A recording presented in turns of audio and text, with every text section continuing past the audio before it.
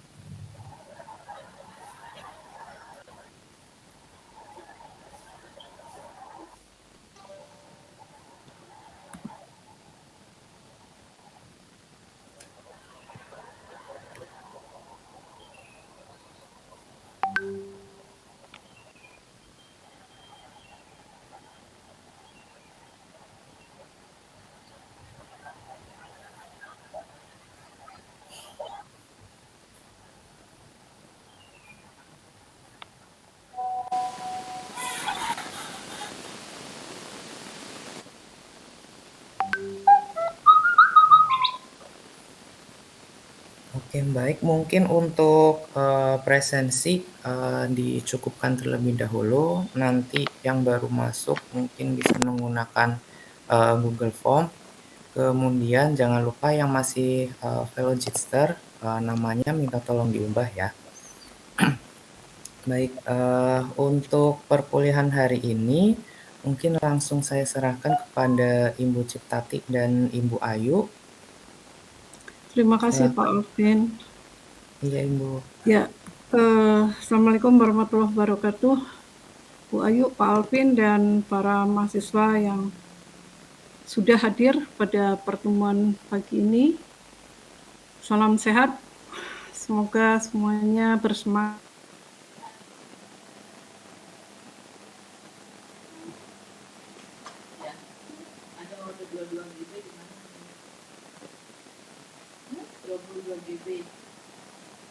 Oh, itu ini ada kasih itu. Ada mama udah ini. Kodenya udah bener. Yang udah nggak apa-apa. Ah, isi pulsa. Ah, enggak isi pulsa. Injek 2 GB. Berarti nggak ada itu ya, nggak pakai kode ya. SWOT analysis ya. Kepada Bu Ayu, saya persilahkan. Iya, cek. Selamat pagi Bu Cip, Pak Alvin, dan mahasiswa. Oke, suara saya sudah terdengar jelas, Ibu? Sudah. Oke, izin Bu Cip dan Pak Alvin, mungkin untuk pagi ini saya izin untuk menyampaikan materi terlebih dahulu ya, Bu Cip dan Pak Alvin. Terima kasih. Oke, saya pengen dengar suara mahasiswa dulu ini karena di sini ada sekian banyak mahasiswa, tapi mungkin belum bisa saya suaranya. Enak coba kalau paginya ya. Ibu buka dulu kelasnya. Assalamualaikum warahmatullahi wabarakatuh. Selamat pagi semuanya. Waalaikumsalam. Selamat pagi Bu Ayu. Nah gitu dong ya. Jadi kalau pagi-pagi semangatnya itu sudah bangun gitu ya. Kemudian vibe-nya ya kalau kata mahasiswa zaman now gitu kan vibe-nya ya. Jadi kalau vibe-nya kalian sudah memancarkan aura yang positif gitu ya. Jadi mudah-mudahan selama mungkin berapa 24 jam ke depan ya atau selama kalian akan menjalani hari ini ya, mudah-mudahan kalau pagi sudah diawali dengan semangat, dengan vibe yang positif, itu mudah-mudahan hari ini akan terasa menyenangkan ya, walaupun mungkin ada beberapa bagian yang ya agak tidak mengenakan mungkin ya, tapi kamu tetap akan bisa menghadapinya dengan pikiran yang positif. Nah, mungkin sebelum saya masuk ke materi, ini saya pengen memutarkan dulu deh satu video.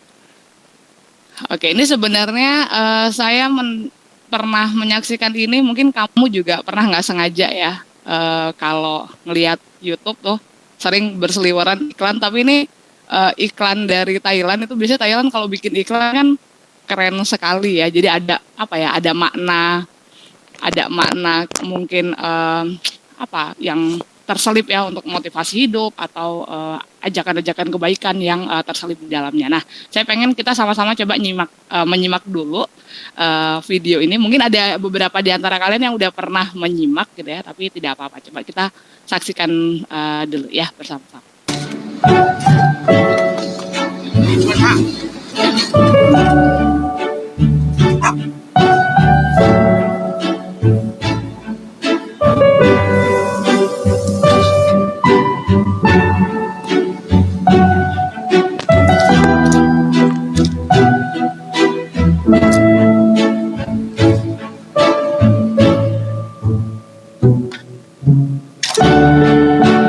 เขาจะได้อะไร ถ้าเขาทำแบบนี้ทุกวัน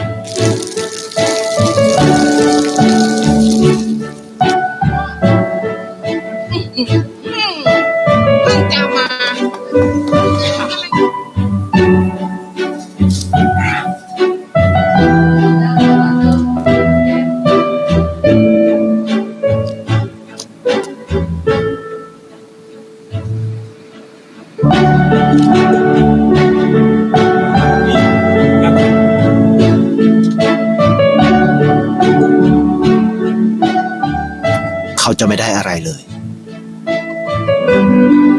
ไม่ได้รวยขึ้น ไม่ได้ออกทีวี ไม่มีใครรู้จัก ไม่ได้มีชื่อเสียงที่มากขึ้น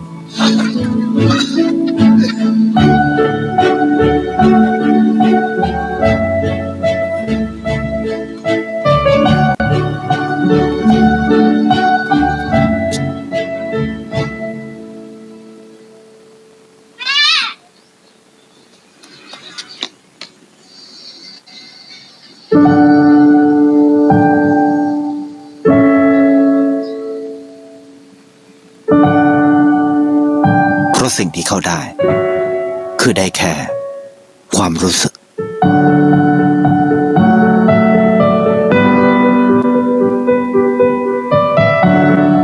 ได้เห็นความสุข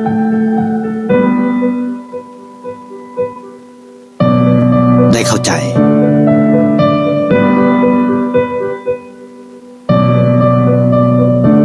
ได้ความรัก ได้ในสิ่งที่เงินซื้อไม่ได้ ได้โลกที่สวยงามกว่าเดิม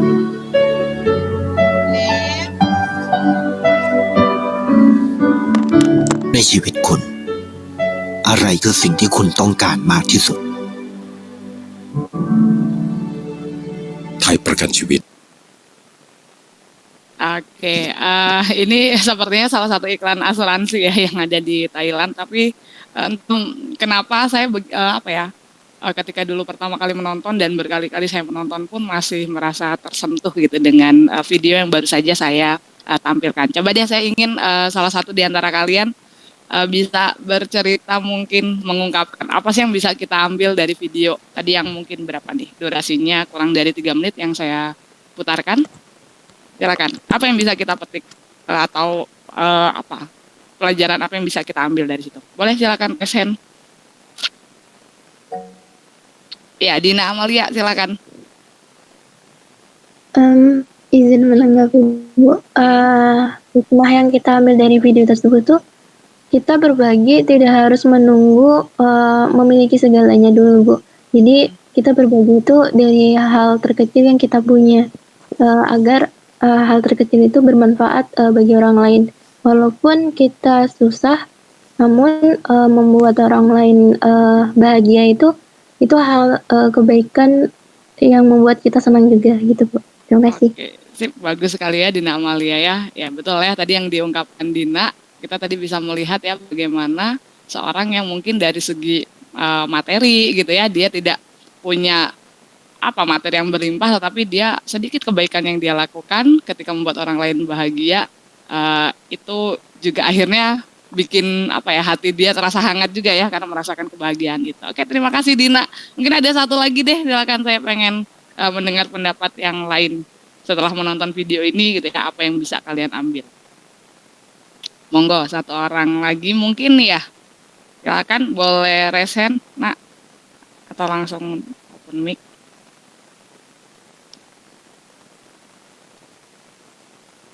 Silakan. Tidak ada? Monggo. Silakan Ilham. Ini Ilham nih yang masuk raise hand. Izin Silakan. berpendapat Bu, hikmah yang bisa diambil dari video tuh ketika kita tuh hal yang kita kasih baik itu pasti bakal ada balasan lainnya yang lebih luar biasa. Jadi walaupun sekecil apapun yang kita lakukan dengan hal baik dan itu tulus, pasti kita bakal mendapatkan hal yang lebih besar dan baik pula untuk kita. Itu sih Bu. Oke, terima kasih Ilham. Wah, tepat sekali ya pendapatnya Ilham juga. Ya benar, Nak. Ya, jadi sebenarnya Ibu tadi ingin memutarkan video ini, ingin mengajak kalian bersama-sama ya. Mungkin Ibu sendiri pun gitu ya. Jadi sambil reminder ke diri sendiri kalau ketika kita berbuat kebaikan gitu ya, ya mungkin Tuhan nggak akan membalasnya secepat kilat gitu ya. Kita berbuat baik, langsung tuh dibalas gitu ya. Nah, tapi mungkin saja dengan kebaikan yang pernah kita tanamkan, kalau kita tulus, ikhlas gitu ya, nanti suatu saat itu pasti Tuhan udah akan memberikan balasan yang luar biasa gitu ya. Jadi saya pengen anak-anakku yang ada di sini jangan ini ya, jadi setiap harinya cobalah ayo goalsnya coba hari ini aku udah melakukan kebaikan apa ya gitu, hal sekecil apapun. Misalnya kamu melihat ada sampah nih gitu ya, nggak pada tempatnya, boleh deh kamu ambil, pungut sampahnya, dibuang. Itu sebenarnya hal kebaikan kecil yang mungkin dirasa sepele tapi itu sangat bermanfaat. Atau ketika kamu melihat temanmu yang merasa kesulitan gitu ya, atau butuh teman untuk ngobrol ya, kamu bisa datang gitu ya untuk ya sekedar menanyakan WhatsApp gitu ya, apa yang bisa saya bantu gitu ya. Jadi mudah-mudahan anak-anakku yang di sini semuanya punya goals gitu ya setiap harinya untuk selalu melakukan kebaikan. Oke, saya stop. Ini sebenarnya videonya nggak ada hubungannya dengan materi yang akan saya sampaikan hari ini gitu ya, tapi mudah-mudahan itu bisa menjadi sedikit pembuka lah ya untuk mengawali hari kita. Oke, saya coba share materinya. Kalau saya share Windows seperti ini, kalau terlihat Nak di kalian? Terlihat Bu. Terlihat. Apakah kalau sekarang saya dalam bentuk satu layar penuh gitu sudah terlihat? Terlihat Bu. Oke, udah dalam bentuk ini ya, PowerPoint ya. Oke, jadi tadi sudah disampaikan, sudah dibuka oleh Bu Ciptati juga ya. Hari ini kita akan belajar tentang analisis SWOT ya. SWOT itu sebenarnya ada kepanjangannya sendiri ya, SWOT. S-nya adalah strength, W-nya weakness, O-nya opportunity, T-nya adalah threat. Gitu ya. Jadi hari ini kita akan coba membahas gitu ya. Apa sih analisis SWOT itu gitu ya, poin-poin penting apa sih yang harus kita dapatkan ketika kita mau menganalisis SWOT gitu ya. Sebenarnya analisis SWOT itu apakah bisa diterapkan hanya untuk bisnis saja atau dalam lingkup yang luas kamu bisa menerapkan itu. Jadi kalau kita berbicara tentang analisis SWOT, jadi sebenarnya analisis SWOT itu adalah analisis yang umum dilakukan gitu ya kalau kita berbicara tentang dunia usaha atau bisnis gitu ya. Nah, tetapi analisis SWOT itu sendiri sebenarnya tidak terbatas. SWOT hanya bisa kita lakukan ketika kita mau punya usaha aja nih Bu gitu ya. Enggak ya. Jadi sebenarnya analisis SWOT itu nanti pada dasarnya itu bisa kita lakukan ketika kita mau menganalisis apapun gitu, termasuk diri sendiri sih ya. Jadi misalnya kamu, Bu, aku pengen menganalisis SWOT terhadap diri aku sendiri tuh. Kamu coba gali strength-nya dari diri kamu apa, weakness-nya apa, kemudian peluang apa ya atau opportunity apa yang bisa kamu capai mungkin di masa yang akan datang gitu ya, atau threat-nya apa, ancaman apa dari luar yang mungkin akan nanti kamu hadapi gitu ya. Nah, tetapi mungkin yang akan saya sampaikan di sini adalah analisis SWOT yang umum dilakukan ketika misalnya kita akan merancang suatu bisnis gitu ya, atau mungkin kita sudah menjalani bisnis dan perlu dilakukan analisis SWOT lebih lanjut. Oke, jadi kalau kita, ini pustakanya ya, jadi saya mungkin mendapatkan dari beberapa sumber, ini juga ada beberapa yang saya ambil dari, ini pelatihan ya, Creative Planner sama Skill Academy Ruang Guru, gitu ya, jadi mungkin ada beberapa materi yang saya ambil dari situ. Nah, sekarang kita coba intip dulu tuh, apa sih yang dimaksud dengan analisis SWOT. Nah, jadi sebenarnya kalau kita berbicara tentang analisis SWOT itu sudah banyak sekali para ahli yang mendefinisikan tentang apa sih analisis SWOT itu, gitu ya. Nah, tetapi mungkin di sini saya mengambil dua tulisan gitu ya yang menurut saya sih bisa mewakili deh apa itu analisis SWOT gitu ya, yang bisa kita pahami gitu ya secara sederhana. Jadi di sini yang pertama saya ambil mengutip dari Setiawan Haripurnomo dan Zulkifli Imansyah tahun 1999. Jadi analisis SWOT itu adalah merupakan identifikasi berbagai faktor sistematis untuk merumuskan strategi berdasarkan logika yang dapat memaksimalkan kekuatan atau strength ya dan peluang opportunities serta secara bersamaan dapat meminimalkan kelemahan, weakness dan ancaman threats. Gitu ya. Jadi analisis SWOT itu nanti dia akan membandingkan antara faktor eksternal gitu ya. Faktor eksternal itu adalah peluang dan ancaman dengan faktor internal ya, kekuatan dan kelemahan yang dimiliki oleh suatu bisnis atau suatu organisasi atau apalah kita misalnya berbicara apapun itu ya. Jadi analisis SWOT itu secara sederhana bisa didefinisikan seperti itu. Nah, yang kedua saya juga mengutip di sini dari Skill Academy Ruang Guru, ini kayaknya seperti tahunnya saya ini ya 2020 ini maksudnya ya. Oke, jadi ini dikutip dari salah satu artikel ya, Upfluence.com. Jadi analisis SWOT itu merupakan strategi dasar yang membantu mengidentifikasi dan mengevaluasi faktor internal dan eksternal apa saja yang memengaruhi kesuksesan bisnis, proyek maupun manajemen perusahaan. Gitu ya. Jadi nanti ketika kita biasanya setelah seseorang atau lembaga gitu ya menganalisis SWOT terhadap kita, di sini Ibu ini ya saya persempit, mungkin kita berbicara dalam konteks bisnis gitu ya.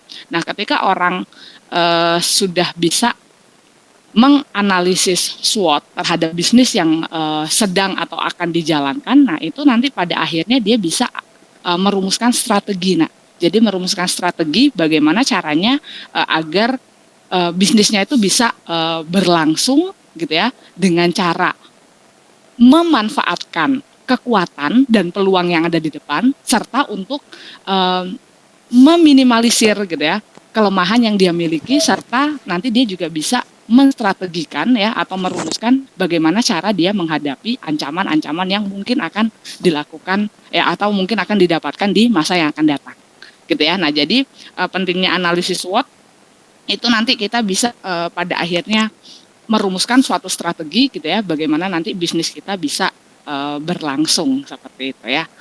Oke, nah biasanya analisis SWOT itu dilakukan itu tidak hanya ini ya, tidak hanya ketika awal kita mau merancang suatu bisnis. Jadi misalnya kayak kalian nih, kan kemarin sudah diajarkan bagaimana caranya untuk menggali ide-ide bisnis gitu ya, yang berasal dari apapun yang ada di sekitar kalian gitu ya, keresahan-keresahan yang ada di sekitar kalian. Nah, kamu sudah diajari lah bagaimana caranya menggali potensi bisnis yang ada di sekitar.